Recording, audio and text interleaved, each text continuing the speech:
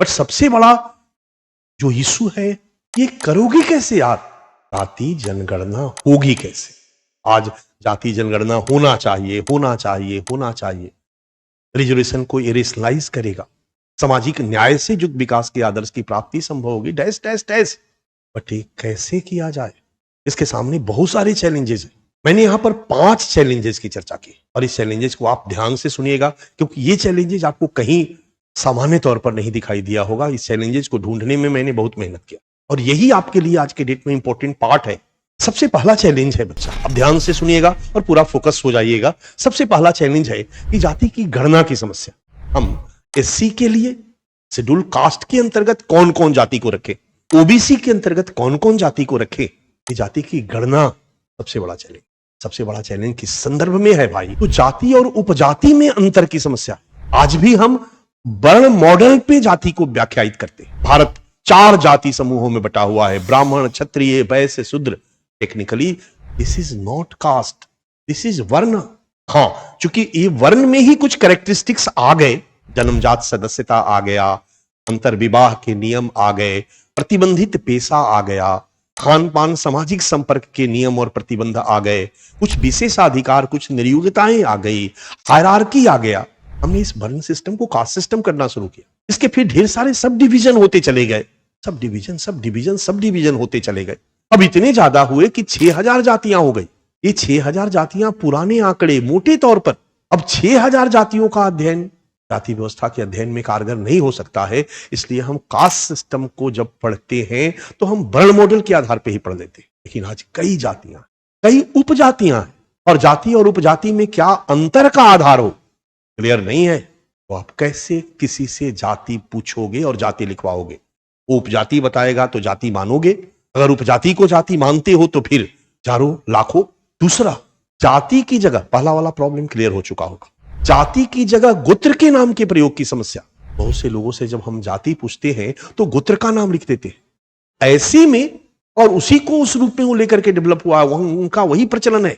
अब इसका अंतर कैसे करोगे? तीसरी समस्या कि एक जाति अलग अलग क्षेत्रों में अलग अलग नाम से जानी जाती है, अलग अलग भाषाई समूह में, क्षेत्र में अलग अलग नाम से जानी जाती। सिंपल, अगर हम यादव समूह, एक अम्ब्रेला ऑर्गेनाइजेशन को लेते हैं, पशुपालन का पेशा, परंपरागत पेशा दुग्ध उत्पादन, गाय भैंस पालना और दुग्ध उत्पादित करना।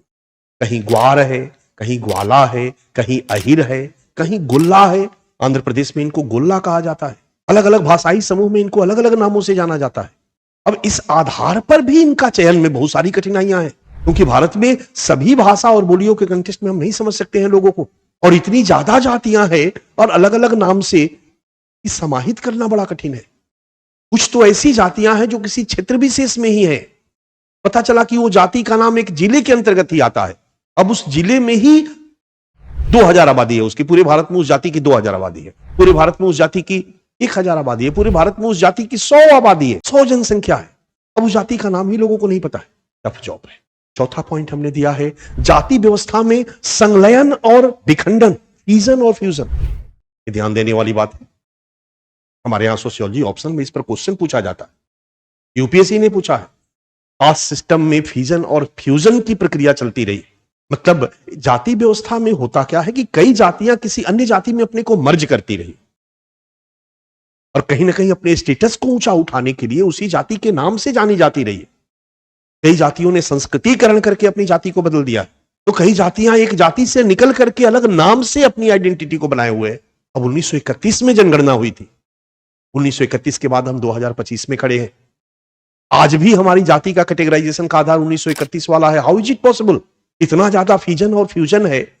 आज हम 1931 के जातीय वर्गीकरण को 2025 में कैसे लागू कर सकते हैं? आज भी हम वही लागू करते हैं बच्चा, आज भी हम वही लागू करते हैं। आपको जानकर आश्चर्य होगा, बिहार में जाति जनगणना हुई 2023 में, आपके सामने मैंने रिपोर्ट दिया। 214 जातियों की लिस्ट बनाई गई और हर जाति के सामने कोडिंग की गई और लोगों से कहा गया कि आप किस जाति के हो उसमें से देख के कोड डाल दो। इसका मतलब है कि हर व्यक्ति को उसी 214 जातियों में से एक और नंबर था, एक कोड था, 215 था, एक कोड था कि भाई उसका कोई क्लासिफिकेशन नहीं। यानी हर व्यक्ति को उसी 214 जाति की कोडिंग को ही भरना। मान लो उस 214 में से मैं किसी अन्य जाति का हूं और वो 214 जाति का कोडिंग जो है, वो 214 जाति जो है वो 1931 की जनगणना का आधार है। 1931 में जो जनगणना हुई थी उसी को आधार बना करके 214 जातियों की लिस्ट बिहार में डाल दिया गया। जबकि 2011 की जनगणना कहती है कि बिहार में जो जनगणना रिपोर्ट में सामने आया उसमें पाया कि बिहार में 1000, 1500, 2000 जातियां हैं। तो जब 2000 जातियां हैं, 1000 प्लस जातियां हैं, 214 जातियों की सूची में अपनी कोडिंग कैसे लिखेगी? मेरी बात को गौर से सुनो। इस तरीके से जाति जनगणना हो रही है। टेक्निकली अगर हम 2025 में जाति जनगणना करते हैं तो 31 वाली जाति की लिस्ट के आधार पर हम किसी को टिक लगाने के लिए कैसे दे सकते हैं? 2011 में टिक लगाने के लिए नहीं दिया गया था, लिखा गया था तो लाखों जनजातियां निकल गई, लाखों जातियां निकल गई, सॉरी जनजातियां नहीं, लाखों जातियां निकल गई। जाति की गणना की समस्या आज सबसे बड़ी चुनौती है। इसके लिए मैंने कुछ फैक्चुअल बेस दिया है, मैं यूं ही नहीं कह रहा हूं, आपके सामने एक फैक्चुअल बेस है 1931 की जनगणना का। 1931 की जनगणना में जेच हट्टन के नेतृत्व में जनगणना हुई थी। उस जनगणना का मैंने पूरा रिपोर्ट निकाला है। ये रिपोर्ट जो है, ये फर्स्ट पेज है रिपोर्ट का, और रिपोर्ट के अंदर के जो समरी है उसको मैंने हिंदी इंग्लिश में लिखा है। लॉर्ड हट्टन लिखते हैं 1931 की जनगणना रिपोर्ट में, हट्टन लिखते हैं the returns relating to caste are confused and chaotic. It is impossible to compile an accurate list due to overlapping, duplications and variations in nomenclature. अर्थात जाति से संबंधित, वो क्या लिखते हैं, जाति से संबंधित जो उत्तर मिले 1931 में जो सेंसस हुआ और जाति के बारे में जो पब्लिक ने लिखा, अपने बारे में बताया, हट्टन लिखते हैं जाति से संबंधित, यही कमिश्नर थे, ये 1931 के सेंसस के कमिश्नर थे, इन्हीं के नेतृत्व में जाति जनगणना की गई थी। ये लिखते हैं कि जाति से संबंधित जो उत्तर मिले वे बेहद भ्रमित करने वाले और अव्यवस्थित थे। नामों में एक रूपता न होने, एक ही जाति के कई नाम और एक जैसे नामों की अनेक जातियों में उपस्थिति के कारण एक सटीक सूचक बनाना असंभव। ये लिखते हैं इनकी जो मेन प्रॉब्लम कि जाति की गिनती कैसे हो। भारत में जातियों की संख्या बहुत ज्यादा थी और हर क्षेत्र में उनकी पहचान और नामकरण अलग अलग था, हर क्षेत्र में अलग अलग नाम थे उनके। दूसरा, लोग खुद को जिस जाति से संबंधित बताते थे वो अक्सर स्थानीय कोई जाति का नाम, पोंगू, टुंगी। अभी पोंगू और टुंगी ऐसी मान लो जातियां हो सकती है जिसकी आबादी 50 से, स्थानीय स्तर पर ही लोग उसको जानते हैं। अब अखिल भारतीय स्तर पर आप उसको कैसे आइडेंटिफाई करोगे? स्थानीय, गोत्र, उपजाति या पेशा आधारित नाम होता था। बहुत से लोग जैसे लोहार, लोहे का पेशा करना लोहार, ये बहुत सारी चीजें बाद में डेवलप हुई। एक ही जाति को कई नामों से लिखा गया और कई बार एक ही नाम को अलग अलग जातियों के लिए प्रयोग किया गया। तो जो 1931 में कास्ट सेंसस के सामने इतनी प्रॉब्लम आई थी, जो कि जेच हट्टन अपने रिपोर्ट में लिखते हैं, कास्ट की गणना करना कितना कठिन है।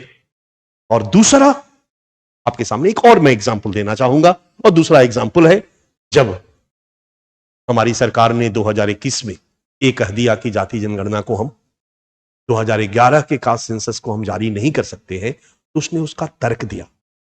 उसने कहा कि उसमें बहुत सारी त्रुटियां हैं और उसी तर्क और त्रुटियों में एक फैक्ट संदर्भित किया गया। वो ये किया गया कि the data of a socio economic and caste census done by Manmohan Singh government in 2011 has not been released it in an affidavit to Supreme Court. हमारी सरकार ने सुप्रीम कोर्ट में एफिडेविट दिया इन 2021, सितंबर 2021। हमने कहा था ना, सरकार ने हलफनामा जारी किया। उस हलफनामा में कहा कि भाई त्रुटियां हैं, इसलिए 2011 की जनगणना को नहीं जारी किया जा सकता है।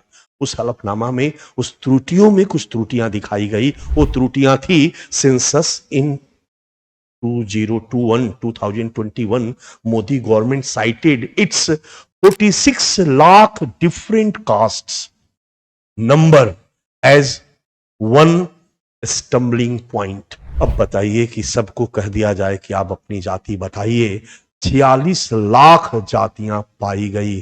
हाउ इज इट पॉसिबल कि 46 लाख जातियों की कैटेगरी बनाई जाए, फिर उन कैटेगरी को कैटेगराइज किया जाए, फिर किस किस को देना है, एससी में, ओबीसी में आइडेंटिफाई किया जाए। कई सरकारें मर जाएगी इसको करने में। चैलेंजेस। और एक तीसरा चैलेंज जो मैंने पीछे चर्चा किया था बिहार का, वो भी मैंने आपके सामने डाल दिया है। गवर्नमेंट के साइट से मैंने इसको निकाला है। इसमें फॉर्म में दे दिया गया कोडिंग। अत्यंत पिछड़ा वर्ग में 113 जातियों को नाम दिया गया और उसके सामने कोडिंग दे दी गई। ओबीसी के लिए 30 जातियों का नाम दिया गया और उसके सामने कोड दे दिया गया। एससी के अंतर्गत 22 जातियों का नाम दिया गया और उसके अंदर कोड दिया गया। एसटी के अंतर्गत 32 नाम दिए गए, उसके सामने कोड दिए गए। जनरल कैटेगरी में यानी फॉरवर्ड कास्ट में एफसी के अंतर्गत 7 नाम दिए गए, उसके सामने कोड दिए गए। और अदर्स में 10+1, 1 मतलब, ठीक है। अब मान लो कि मैं पुंगी जाति का, ओके, और पुंगी ना तो ओबीसी के लिस्ट में है और ना ही एससी के लिस्ट में। 2011 में पाया गया 46 लाख जातियां, तो सब लोगों ने अपनी जाति लिखी होगी। मैंने पुंगी जाति लिखा था, मैं पुंगी जाति हूं, मेरे सामने आया और दे दिया गया कि इसमें से कौन सा कोड आपका है। जब किसी में नहीं है तो मैं एससी में डाल दूंगा। बताओ कैसे सामाजिक न्याय हो पाएगा? कोई कोड भरना है मैं भर दूंगा, और नहीं अगर भरना चाहूं तो मैं कहां जाऊंगा? आपके सामने फैक्ट है। बिहार के कास्ट सेंसस में इतनी ही जातियों में से आपको भरना था कि आप इस जाति के हैं या इस जाति के हैं, इस जाति के हैं। इससे इतर अगर आप हैं और बिहार में आप रह रहे हैं, आप नहीं भर सकते हैं इसमें, नहीं तो झूठा भरिए। जबकि टेक्निकली बिहार में 1000 से अधिक जातियां हैं। ये तथ्य पाया गया 2011 के कास्ट सेंसस में। जाति जनगणना में 215 जातियों की सूची, 214 जातियों की सूची 1931 की जनगणना पर आधारित रही। ये जो सूची बनाया गया ये 1931 की जनगणना पे था। 1931 में जो जातिवार जाति का नाम लिखा गया था, वही 214 जातियों का सेम नाम चिपका दिया गया और कहा गया कि इस कोड में आप टिक लगाइए। 215 जातियों 14+1 की सूची 1931 की जनगणना पर आधारित थी, जबकि वर्तमान में बिहार में 1000 से अधिक जातियां विद्यमान है। Socio economic caste census 2011 2011। दूसरा, सामाजिक और शैक्षिक पिछड़ेपन के आकलन का अभाव। केवल आय का आकलन अभी भी बहुत बड़ी चुनौती होगी, ये बहुत बड़ी चुनौती होगी। सेकेंड पॉइंट हमने यही दिया है कि सामाजिक शैक्षिक पिछड़ेपन का मूल्यांकन कैसे आप करोगे। सबसे पहले तो बिहार के कास्ट सेंसस में सामाजिक रूप से पिछड़े हो और शैक्षिक रूप से पिछड़े हो, इसका क्राइटेरिया बनाया गया। इसमें वो क्राइटेरिया पे कुछ भरवाया ही नहीं गया, आय दे दिया गया, राइट। केवल आय के आधार पर आर्थिक पिछड़ापन का पता चलेगा, सामाजिक शैक्षिक पिछड़ापन वर्तमान में क्या है नहीं पता चलेगा।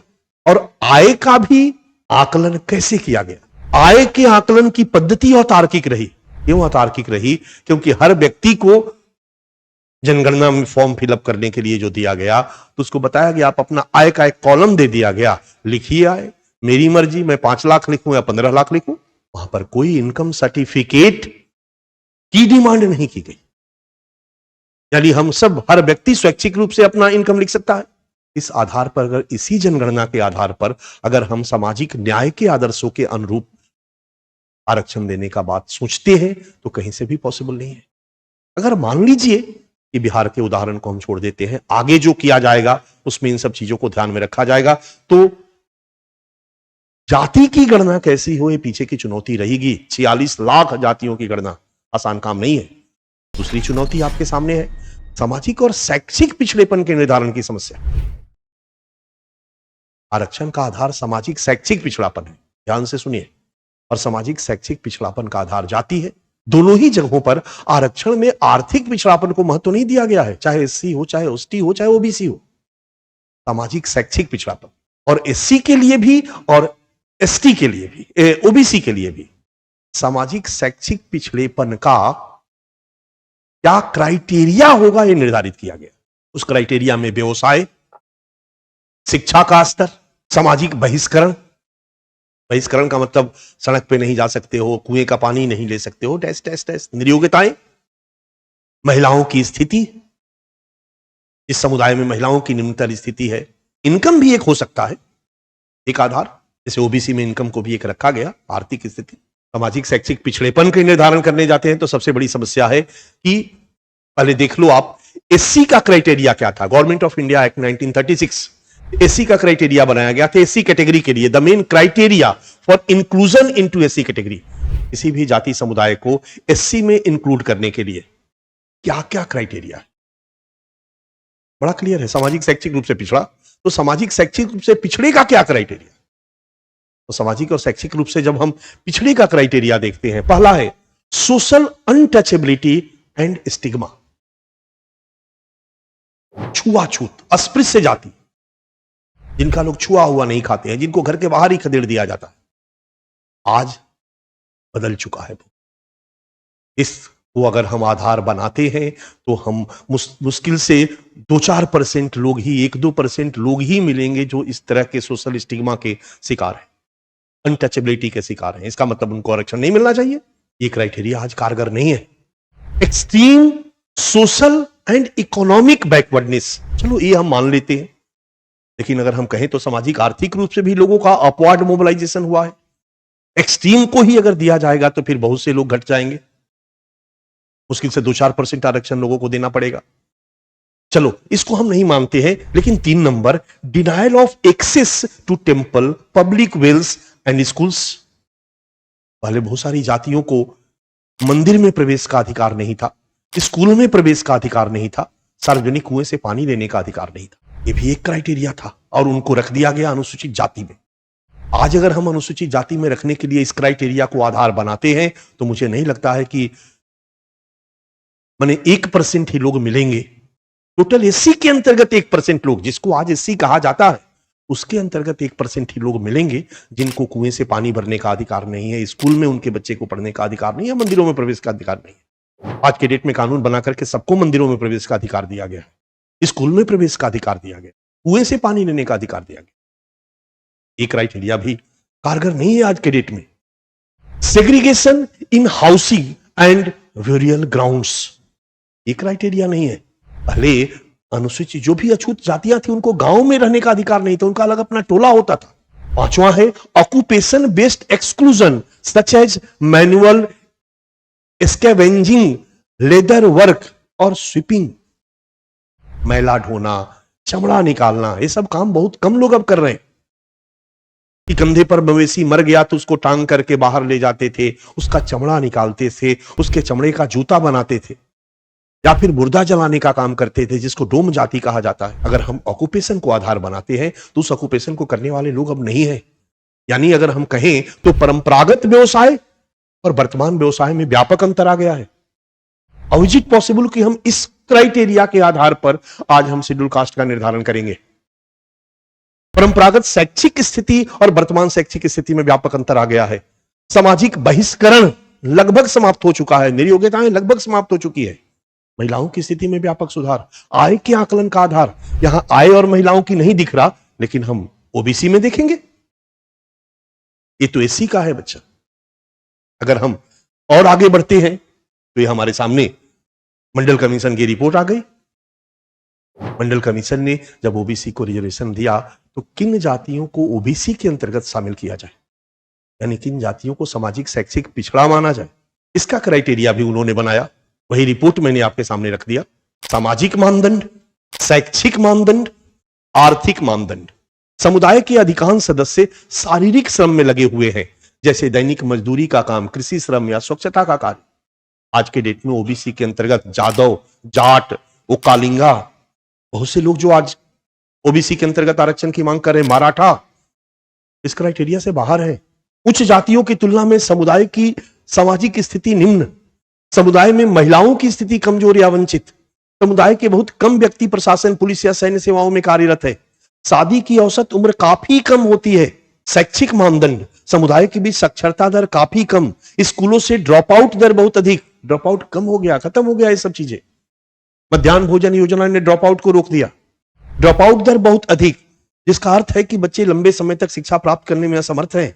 समुदाय के बहुत कम छात्र कॉलेज या विश्वविद्यालय स्तर की शिक्षा तक पहुंचते हैं। आर्थिक मानदंड, अधिकांश लोग बीपीएल से नीचे रहते हैं। ओबीसी के अंतर्गत अधिकांश लोग बीपीएल से नीचे रहने का कोई सवाल ही नहीं है, बीपीएल से नीचे रखते हैं। बहुत कम लोगों के पास अपनी जमीन है या वे भूमिहीन खेतीहर मजदूर हैं। रोजगार या व्यवसाय में समुदाय को काफी हद तक कम प्रतिनिधित्व दिया जाता है और औसत आय काफी कम है। ओबीसी के लिए क्राइटेरिया बनाया और एससी के लिए क्राइटेरिया बनाया गया था। मैंने वही लिखा था कि जो चैलेंजेस है, परंपरागत व्यवसाय, वर्तमान व्यवसाय में अंतर, परंपरागत शैक्षिक स्थिति, वर्तमान शैक्षिक स्थिति में व्यापक अंतर, सामाजिक बहिष्करण लगभग समाप्त, महिलाओं की स्थिति में व्यापक सुधार, आय के आकलन का आधार। तो सबसे बड़ी चुनौती है बच्चा कि सामाजिक शैक्षिक पिछड़ेपन का क्राइटेरिया क्या हो। नए संदर्भों में क्राइटेरिया बनाना कितना कठिन काम है। आसान नहीं है कि सीधे गए और सामाजिक शैक्षिक रूप से आप लिख दिए, लोगों ने अपना अपना आधार बता दिया। Not possible. 2 चैलेंजेस मैंने आपके सामने चर्चा किया।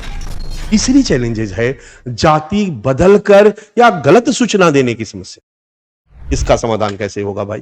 क्योंकि ये जब तक नहीं करोगे तब तक फिर जनगणना का कोई मतलब नहीं रहेगा। एक एग्जांपल मैंने ऐसे ही दे दिया क्योंकि अभी सेंसस हुआ नहीं। बहुत सारे लोग जाति बदल के देते हैं। 1931 में बहुत सारे लोगों ने जातीय सोपान में नीचे की जातियों ने अपनी जाति को ऊपर लिखवाया, क्योंकि ऊपर लिखवा देने से प्रतिष्ठा बढ़ जाएगी। आज ऊपर लोग नहीं लिखवाएगा, आज तो ऊपर की जाति वाला नीचे लिखवाएगा, एससी में लिखवा देगा। क्यों? आरक्षण का लाभ मिलेगा। ये जो जिगजैग होगा, इसका सॉल्यूशन क्या? गलत सूचनाएं जो दी जाएगी इनकम के कंटेस्ट में, सामाजिक शैक्षिक पिछड़ापन के कंटेस्ट में, इसका सॉल्यूशन क्या होगा? जाति तो बदल के लिखवाया जाए, बाकी चीजें भी। एक एग्जांपल मैंने दिया है, आपके सामने है। बिहार का एक केस है। Some 40 women from Bihar's Arwal had the same husband, Roopchand.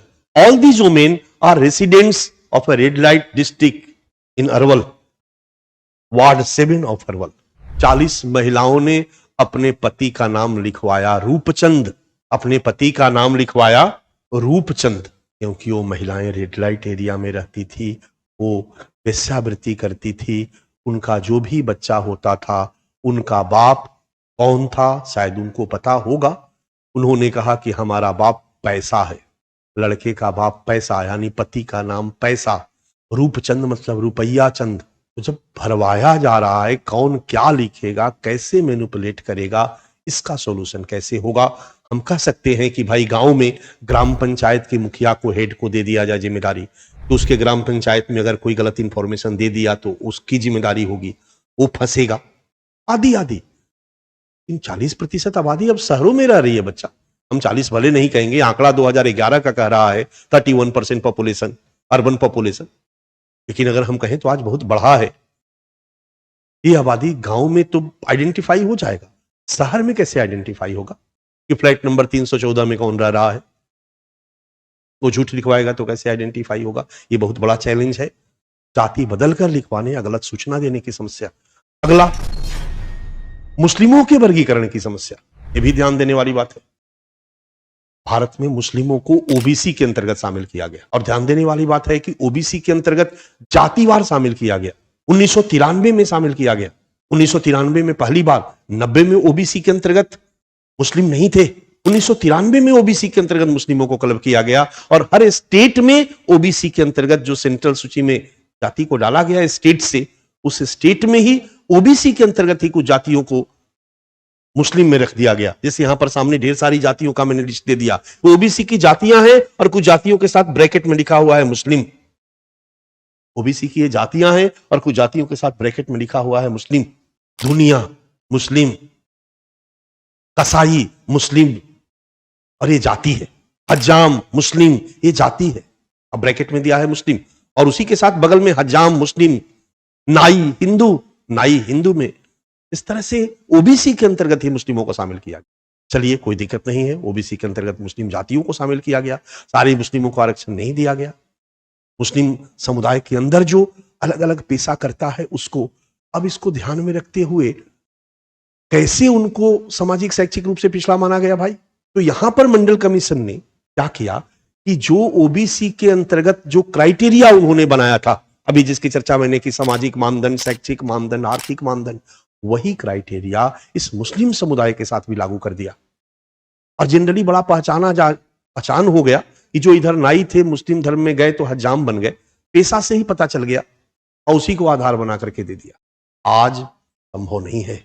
मुस्लिमों के लिए सामाजिक शैक्षिक पिछड़ेपन के आधार के रूप में उन्हीं मापदंडों को लागू किया गया जिनको मंडल कमीशन ने ओबीसी के लिए लागू किया, और इन मापदंडों के आधार पर आज मुस्लिम कम्युनिटी को आइडेंटिफाई करके ओबीसी में शामिल करना संभव नहीं है, तर्कसंगत नहीं होगा। और लास्ट जो चैलेंजेस है एक्सक्लूजन के संदर्भ में विरोध और जन आंदोलन की समस्या, अगर हम जनगणना कर लेते हैं, चलो ऊपर की सारी समस्याओं का हमने समाधान कर लिया और हमने कास्ट सेंसस कर लिया, और कास्ट सेंसस के बाद जो रिपोर्ट आता है बच्चा, उस रिपोर्ट में पाया गया कि फला फला जाति की स्थिति बहुत सुधर गई है, इसलिए इनको आरक्षण से बाहर किया जाए। फला फला जाति की स्थिति बहुत खराब है, इसलिए इनको आरक्षण में शामिल किया जाए। तो बहुत खराब है, उनको आरक्षण में अगर हम इंक्लूजन करते हैं, इंक्लूड करते हैं, तब तो कोई दिक्कत नहीं है। लेकिन अगर हम कुछ का एक्सक्लूजन करते हैं, आग लग जाएगा यार। आरक्षण से छांट के बाहर जैसे ही करोगे, देश में जबरदस्त विरोध आंदोलन शुरू होगा। और विरोध आंदोलन शुरू होगा नहीं, इस एक्सक्लूजन के भय से ही विरोध आंदोलन शुरू हो चुका है। आपके सामने मैंने इस अखबार में ही डाल दिया है, हिंदू अखबार, April 2025, Karnataka, Lingayat and Vokkaliga organisation to hold joint protest. अभी अभी हमने कर्नाटका में बताया ना, 16% लिंगायत पॉपुलेशन, 70% वोकालिंगा पॉपुलेशन, ये कर्नाटका की पूरी पॉलिटिक्स को डिसाइड करते थे, और इनका प्रतिशत घट के 8% हो गया। आपने देखा, अब 8%, 7% और 5% हो गया। ये घबराए हुए हैं कि ये अगर डेटा आ गया तब तो हमारी स्थिति ऐसे ही खराब होगी, कोई वैल्यू नहीं देगा, इनके पास वोट ही क्या है। ये जम के आंदोलन शुरू कर दिए हैं इस जनगणना के विरुद्ध। अभी तो एक्सक्लूजन हुआ नहीं, जिस दिन एक्सक्लूजन होगा, अखिल भारतीय स्तर पर 2025-26 में जनगणना होगी, और जनगणना अगर संपन्न हो गई और एक्सक्लूजन होगा तो क्या होगा बताने की जरूरत। करंट अफेयर्स के विभिन्न मुद्दों पर क्लास देखने के लिए दीक्षांत IAS यूट्यूब चैनल पर जाएं और हमारे ऑनलाइन प्रोग्राम फुल स्टोरी को देखें। कश्मीर में आतंकवाद, सिंधु जल संधि, वाक्फ कानून, live in relationship in India.